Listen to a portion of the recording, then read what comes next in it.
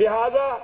میں یہ بات سمجھتا ہوں اور پاکستان علماء council international interfaith harmony council کی طرف سے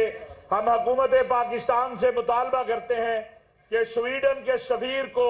پاکستان سے نکالا جائے اور انہیں یہ تنبیہ کی جائے کہ جب تک وہ اس عمل کو روکیں گے نہیں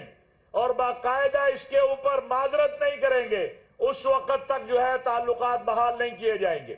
اور یہی ہمیں سٹانس لے کر اسلامی تعاون تنظیم میں جانا چاہیے اور اقوام متحدہ میں جانا چاہیے، جو ہمارا اصل ہدف ہے کہ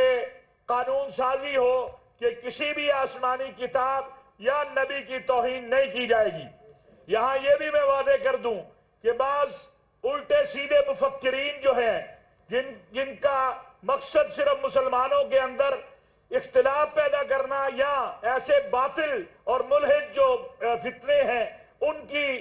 جو ہے تحفظ دینا، وہ کہتے ہیں جب آپ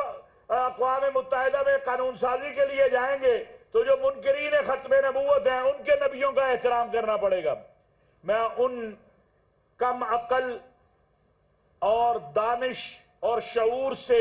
دور لوگوں کو کہنا چاہتا ہوں کہ ہمارا مطالبہ ہے تمام آسمانی کتب کا، تمام انبیاء اور رسول کا جو محمد الرسول اللہ صلی اللہ علیہ وسلم سے پہلے آئے ہیں۔ آپ کے بعد تو وہ نبی ہے ہی نہیں، رسول ہے ہی نہیں،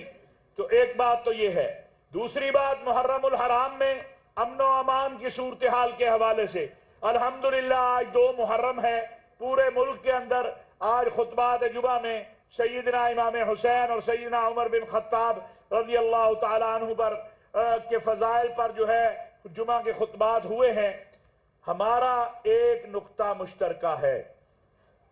اور وہ نقطہ ہے کہ اپنا مسلک چھوڑو نہیں، دوسرے کے مسلک کو چھیڑو نہیں۔ تمام مذاہب اور مسالک کے جو مقدسات ہیں وہ محترم ہیں، کسی کو حق نہیں پہنچتا کہ وہ دوسرے کے عقائد اور دوسرے کے مقدسات کی توہین کرے۔ اور پھر میں یہ آج آپ حضرات تو علماء مشائخ بیٹھے ہیں،